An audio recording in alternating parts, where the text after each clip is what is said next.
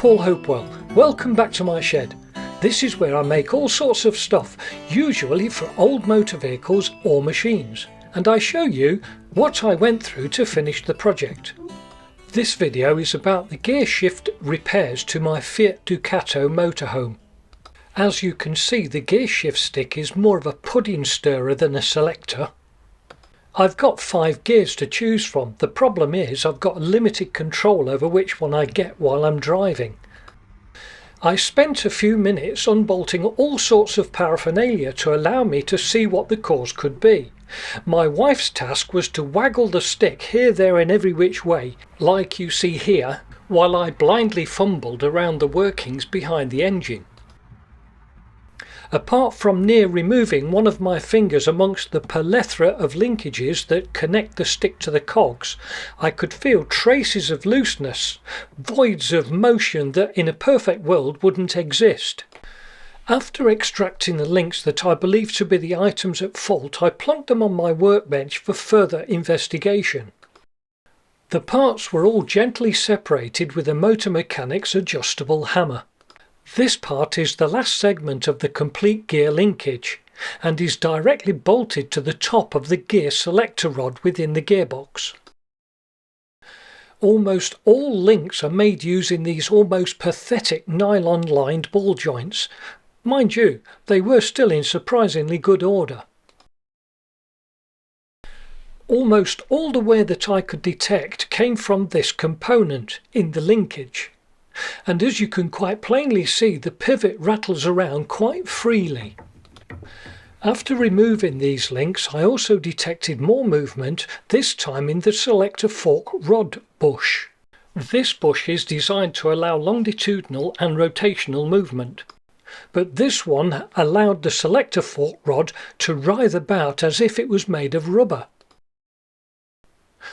You can see what I mean about the links in this diagram. I counted 12 mobile joints, and a little bit of wear in any one joint turns the gear stick into a 2-foot long joystick.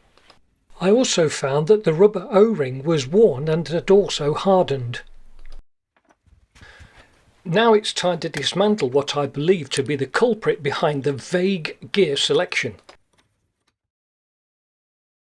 The bolt looked good, so it had to be the guts of this pivot that's in distress.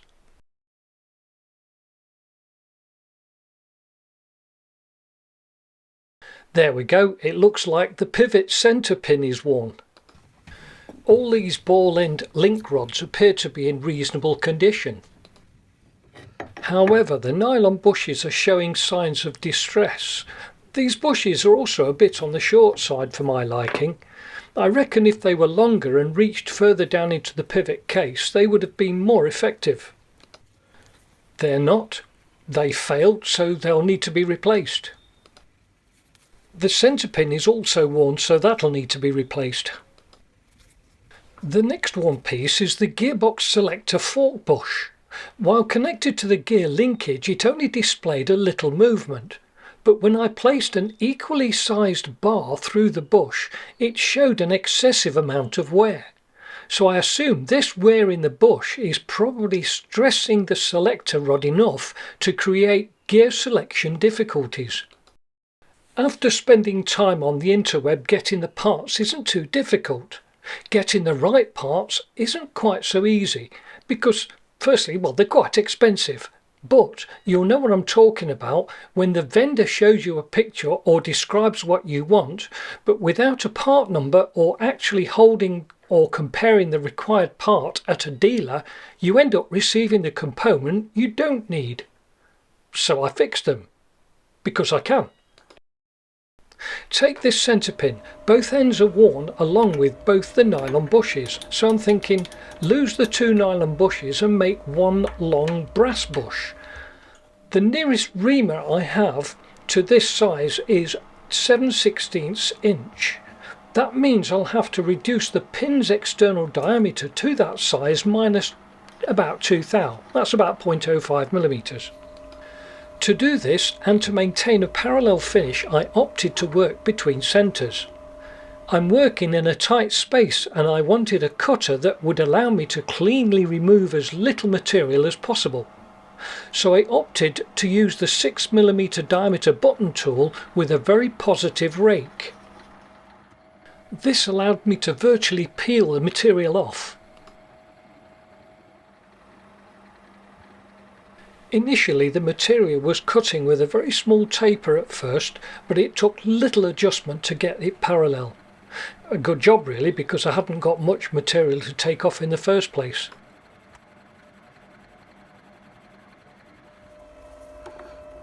I spent a second or two checking to see if the last cut was indeed parallel before concentrating on getting this side of the operation to size.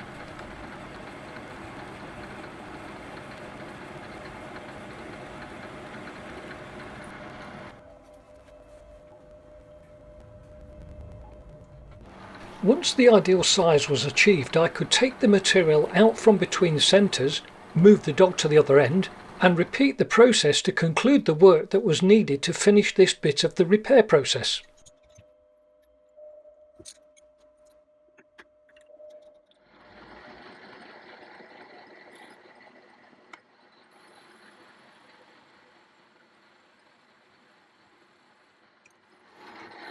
The button tip tool also has another attribute in as much as it helps to blend the two ends of the cut where they join together.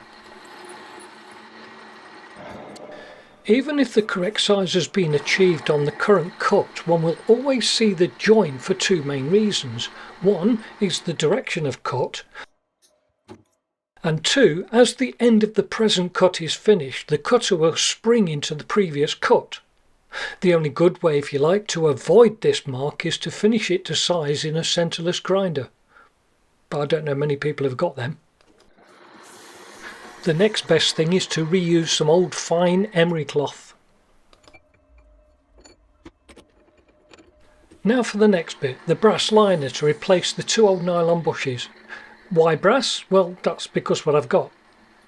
All I'm going to do is face the end, drill it to near size, ream it to 7/16 of an inch, machine the OD to the required OD, and then part it off to length. The drill I used was a 13/32 drill, but the reamer didn't get too much resistance as I used it, so I guess it cut a little bit close to the ream size. The pivot pin still fitted as intended though. The outside diameter was intended to be machined to size, knowing full well that the finish was going to be slightly rough due to the vibration and because of the amount of material hanging out of the jaws. I also knew that the finished size would be a bit tapered, but so long as it remained at about 1/1000, that'll be fine. I shoved a pencil in the tailstock chuck to help prevent the parted off bush being damaged in the suds tray. I turned the bush round to chamfer the bore and the OD, then very lightly skimmed the end face.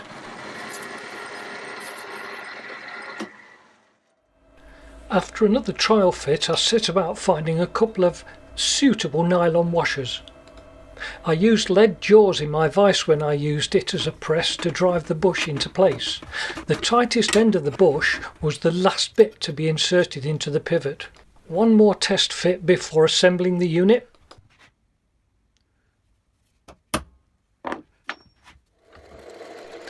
I drilled a 5mm hole in the body of the pivot unit, and after tapping a 6mm hole through, I screwed in a grease nipple for occasional future maintenance. As I was assembling the pivoting unit into the bracket, I fumbled about with them two nylon washers. They proved to be more than one handful could cope with. Nevertheless, I did win that battle. Eventually. With a squidge of grease loaded in, the pivoting unit was nice and mobile without a trace of play. I now turn my attention to the gearbox bush. It's made of steel. Nevertheless, to prevent damaging the thread, I wrapped it in a bit of copper, and then I clamped it with enough force to hold it while it was being machined. I didn't spend too much time on setting it true because I could do this at a later date whilst doing the finishing operation. The only reason I used Scotch-Brite here on the outside was to help out with the setting up later. It must have been a feather-light touch. I was more interested in keeping my fingers away from the chuck than looking for debris.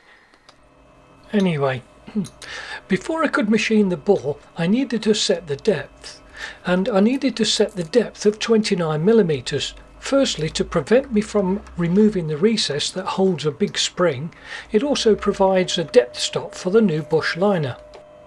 I always prefer to set an index pointer on the hand wheel rather than use a depth stop.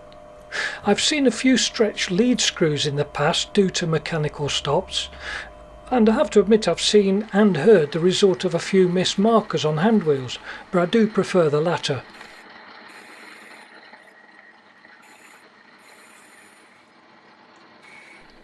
The bore was opened out to 24mm diameter. The reason is because I've got to machine a new seal recess of 21mm diameter, and I don't want the top 3mm of the bush parting off. You'll see what I mean soon.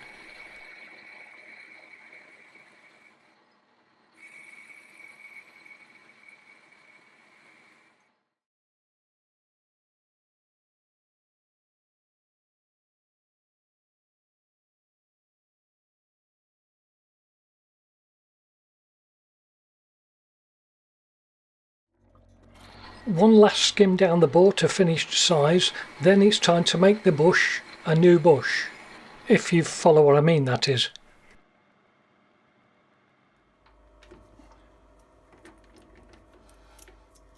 This part of the bush can now be put aside while I shove a bit of stock brass in the chuck. I started with the usual end and centering. I used a 4mm pilot hole and cleaned out a 35mm deep hole. Then I followed up with a 13mm drill to get somewhere near I wanted to be.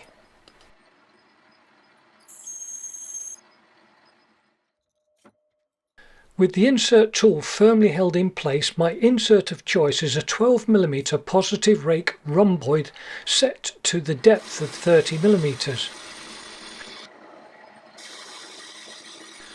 The OD is going to be machined to 24.025mm. Well, that's the plan.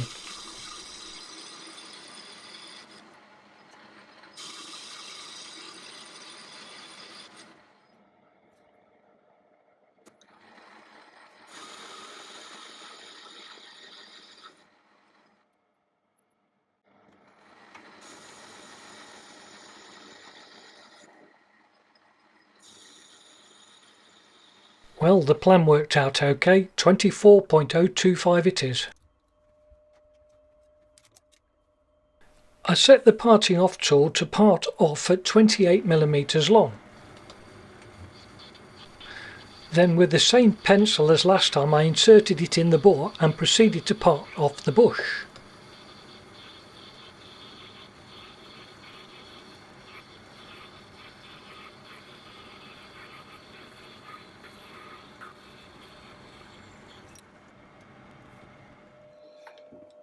This is why this material was sticking out so far.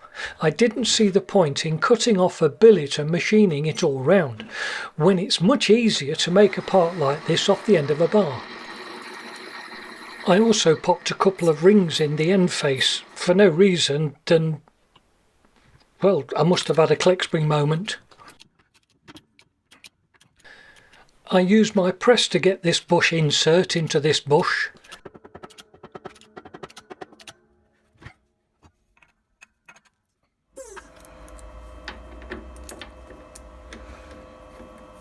Right, it's now back to setting up the bush assembly ready for some finished boring.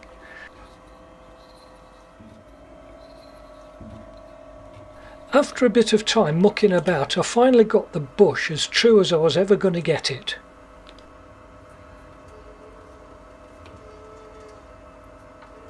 And for those wanting to know what's up with the south bend, well, it's busy with another job on it, and it's a repeat, if you like, of a video I produced some time ago. This is where I finished the bore. I wanted it to be between 16.05 and 16.075 for a comfortable fit. After all, I need the gear selector to slide and rotate quite freely, and that's all. Making the bush any smaller might just make it a bit too tight. This boring bar is a very small insert type with a small 6mm rhomboid insert mounted in it.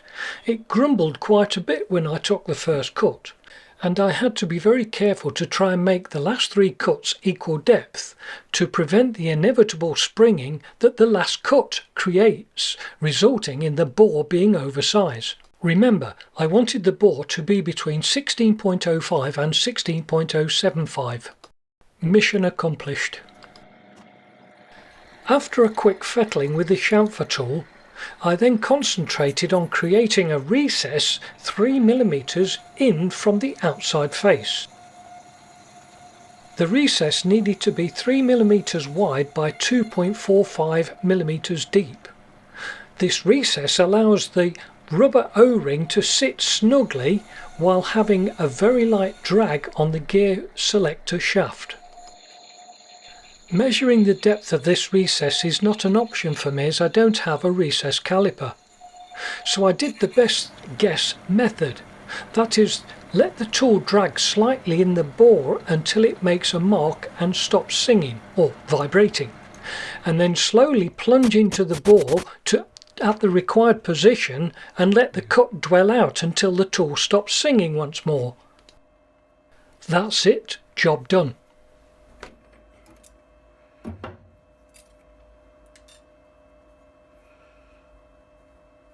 Now it's time to go back out to the motorhome and bust a few more knuckles while trying to get everything back to where it came from.